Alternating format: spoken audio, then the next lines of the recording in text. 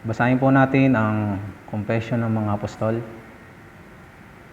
Naniniwala ako sa Diyos amang makapangyarihan sa lahat, na lumikha ng langit at lupa, kay Jesucristo, na nag-iisang anak at ating Panginoon.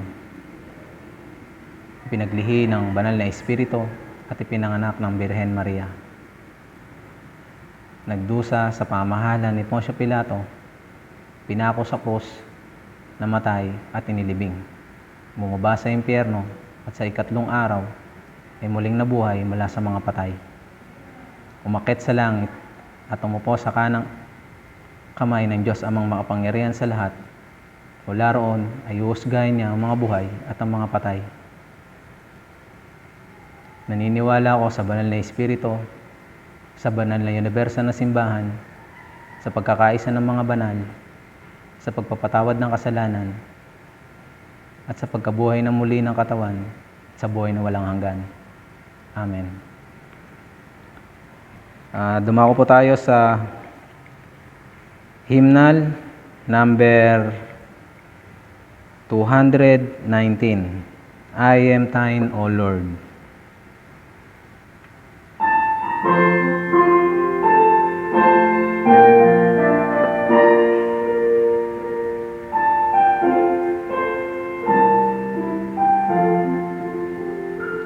I am thine, O Lord, I have heard thy voice, and it told thee love to me. But I long to rise in the arms of faith, and be closer drawn to thee. Draw me nearer, nearer, blessed Lord, to the cross where thou hast died. Draw me nearer, nearer, blessed Lord, to the precious bleeding side. Consecrate me now to thy service, Lord, by the power of grace divine. Let my soul look up with a steadfast hope, and my will be lost in time. Draw me nearer, nearer, blessed Lord, to the cross where thou hast died. Draw me near, near, nearer, blessed Lord, to the precious bleeding side. Oh, the pure delight of a single life, that before the throne I spend, where I kneel in prayer and with thee, my God, and commune as friend with friend. Draw me nearer, nearer, blessed Lord, to the cross where thou hast died. Draw me nearer, nearer, blessed Lord, to the precious bleeding side. There are times, Lord, that I cannot know, till across the narrow sea. There are high of joy that I may not reach, till I rest in peace with thee. Draw me nearer, nearer, blessed Lord, to the cross where thou hast died. Draw me nearer, nearer, nearer, blessed Lord, to the precious bleeding side. Amen.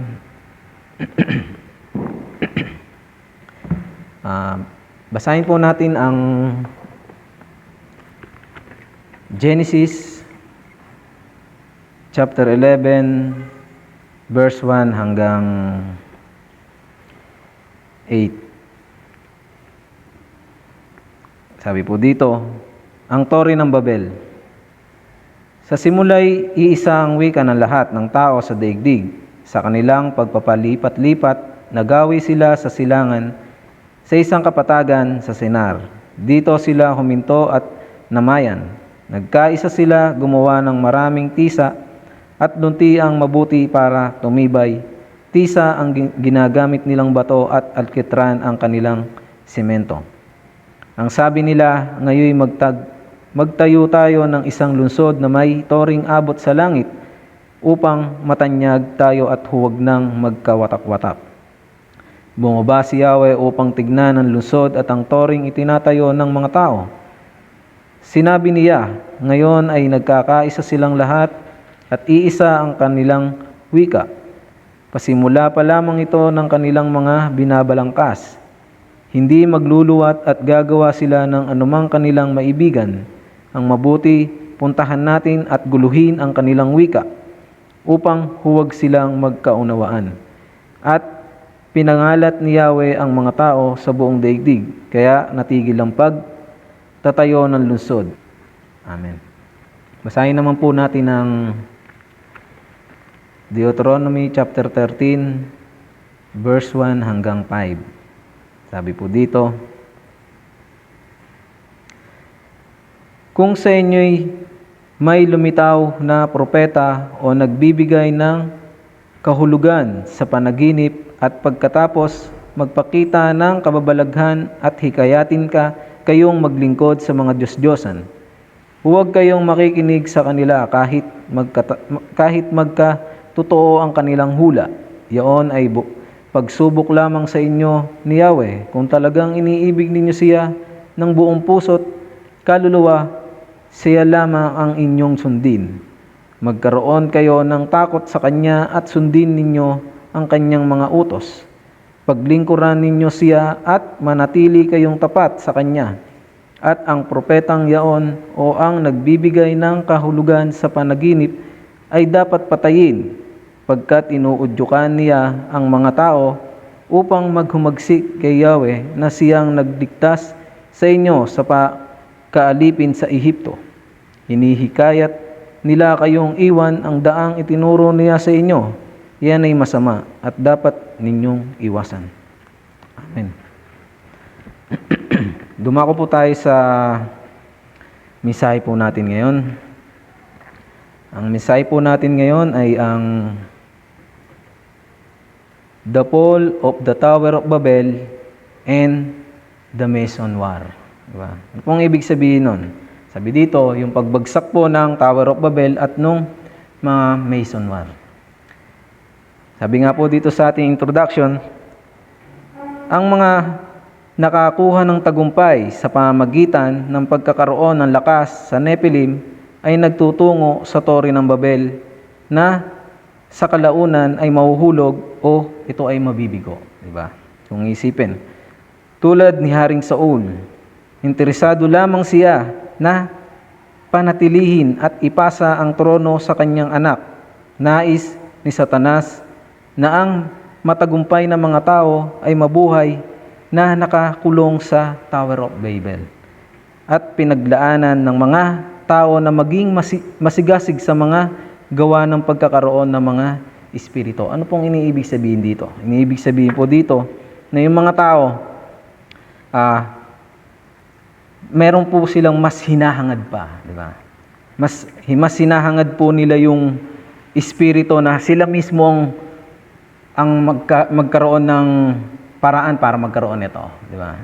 Ayun po yung iniibig sabihin ni Satan. Para pong mabubuhay ka sa sarili mo, di ba? Sa tagumpay. Kaya sabi nga po dito, si Satan, yung mga tao, inilalagay niya sa pangkaisipang pang Tower of Babel. Ano po ba ginawa ng Diyos doon? Di ba? Niwasak po yun.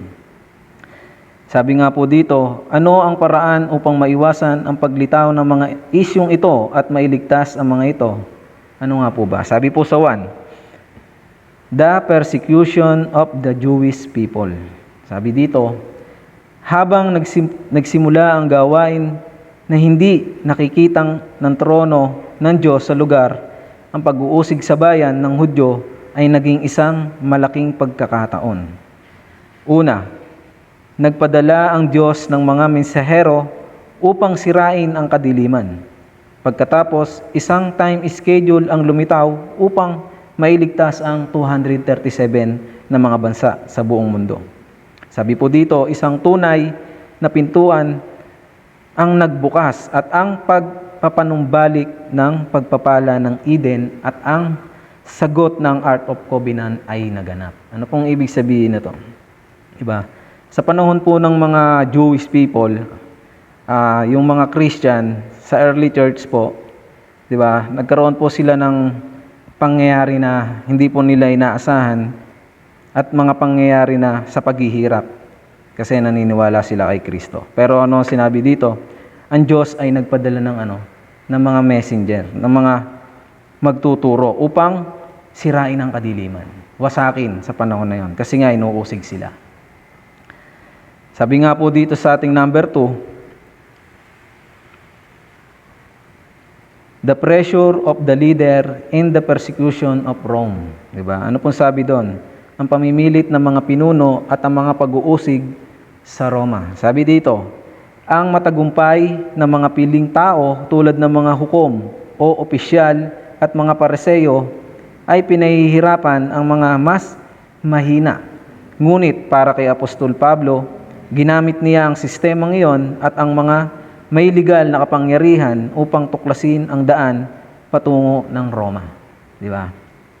Kahit na yung sitwasyon na yon, kahit na may mga matataas na nakakasalamuha si Apostol Pablo, kahit na mayroon matataas na opisyal nga, ginamit ito ni Apostol Pablo upang makarating doon sa Roma. At sabi nga dito, kahit na siya ay bilanggo dahil sa pag-uusig ng Roman, nalampasan niya ito. Si Apostol Pablo at ang kanyang mga kasama ay nailigtas ang panahon na harap sa kilakilabot na pangyayari dahil napabayaan nila ang salita at gumawa ng ebanghelisasyon sa mundo. Diba? Sabi nga po doon, kahit na anong mangyari o kahit na may mga manguusig na matataas na tao sa sitwasyon natin ngayon, ano po ang kailangan natin gawin? Panghawakan po yung salita ng Diyos. Ayun lamang po. Katulad ni Apostol Pablo, ang ginawa niya at yung mga kasama niya, ipinus pa rin nila yung salita ng Diyos sa mga tao. May mga kasama siya at nailigtas yung panahon na iyon. Di ba? Ganon din po tayo sa sitwasyon natin ngayon. Di ba? May ililigtas po natin ang mundong ito sa pamamagitan ng paghawak natin ng salita ng Diyos. Di ba? At sabi nga po dito, na ipangalat saan? Sa buong mundo. Yung ebanghelyo, yung pagdating ng kaligtasan sa tao, di ba? Ganun po ang nangyari sa panahon na yon. Hanggang sa ngayon ay tinatamasa natin ang ebanghelyong ito. Sabi nga dito, kaya kung tama ang paghawak mo sa tipan o sa pangako ng Diyos, mararanasan mo rin ang tagumpay. Di ba? Amen. Di ba? Isipin po natin, kung talagang hinahawakan po natin ang salita ng Diyos, mataas man na tao o mababa man na tao o wala man nangyayari sa ating buhay, naiisip lang po natin yun, diba? Bilang tao. Pero kung tayo ay nananampalataya sa Diyos at pinanghahawakan natin ang salita ng Diyos sa buhay natin, mararanasan natin kung paano tunay na nagtagumpay sa buhay natin. Maraming mga tao na nagtagumpay sa pisikal na bagay, katulad nga ng masasabi, si Satan, inilalagay niya yung tao saan? Sa pangkaisipang Tower of Babel. Ano po ba ang ginawa nila doon? Sila na mismo ang gumawa ng paraan para maabot yung langit, para maabot yung Diyos. Pero ayaw ng Diyos yun. Kasi ang Diyos ang gagawa mismo para tayo maligtas. Ganun lang po ang ibig sabihin. Ibig sabihin, kung tayo po ay mabubuhay sa sarili natin o kung ang buhay po natin ay mailalaan lang natin sa sarili natin o sa mga pangarap na meron tayo, pang pisikal, sa huli, ito ay kabiguan lang. Diba? Katulad na nangyari po sa Tower of Babel. Sabi nga po sa ating konklusyon, mula ngayon, kailangan mong maunawaan ang 237 na bansa, mga paaralan, at maghanda upang i-connect ito sa mundo. Maghanda rin ng paaralan ng pagpapagaling At sa huli, itaas ang summit. Ano pong ibig sabihin nito? Diba? Sa panahon natin ngayon, hindi po yung sakit na lumalaganap, kundi ang lumalaganap po sa atin ay ang idol worship, kung iisipin po natin. Diba? Ano po ba yung idol worship? Yung inaakala natin na mas mahalaga sa Diyos. Na minsan, meron tayo nito na hindi natin alam. Diba? Sabi nga po sa misaheng ito, ay alisin po natin yung idol worship natin sa ating mga sarili. At sabi nga po sa ating pulpit message, sabi dito, true gospel and false gospel. Diba? Sabi po sa Deuteronomy chapter 13, verse 4. Ano pong sabi doon? Ang Diyos lamang ang inyong sundin. Matakot kayo sa Kanya at sundin ninyo ang Kanyang mga utos. Paglingkuran ninyo siya at manatili kayong tapat sa Kanya. Amen. Di po ba? Ayun lang po yung sinabi ng Diyos. Dahil kung tayo ay mananahan sa sarili natin at sa huli, magigiba po ang mga pangarap na meron tayo. Pero ano po ang sabi ng Diyos? Matakot po tayo sa Kanya. Siya lamang po yung lagi nating purihin. Siya lamang po yung ating paglaanan ng buhay. Kahit anong pong mangyari sa sitwasyon natin ngayon bilang maglilingkod o bilang mga remnant o pastor o mga missionary, kailangan po natin na magpatuloy na panghawakan ng salita ng Diyos. At ibigay lamang po natin to sa Diyos. Wala na pong iba. At dahil sa pamamagitan ni Jesucristo, binigyan tayo ng buhay na walang hanggan, patuloy po tayo magpasalamat araw-araw. Sige po, tayo po ay manalangin. Panginoong Hesus, maraming salamat sa araw na ito. At nawa sa bawat isa ay maunawaan namin, Panginoon, ang misaheng ito, Panginoon. At mapanghawakan namin, Panginoon, na kayo lamang po ang magliligtas sa amin, Lord. Wala po kaming karapatan na makuha ang Espiritu na ibibigay niyo sa amin, Panginoon, kung sa sarili lamang namin ito, Panginoon. At nawa sa bawat isa, sa mga makikinig dito, Panginoon, kayo lamang po ang mapapurihan niya at masamba, Panginoon. At nawa ay hindi po kami umabot sa punto ng Tower of Babel, Panginoon. Nawa, Panginoon, ay mawasak ang gawa ni Satanas sa pangalan niyo lamang po, Panginoon Jesucristo. Amen. Our Father in heaven, hallowed be your name. Your kingdom come, your will be done on earth, it is in heaven. Give us today our daily bread, and forgive us our debt, as we also forgiven our debtors. And lead us not into temptation, but deliver us from the evil one. For yours is the kingdom, and the power, and the glory forever. Amen.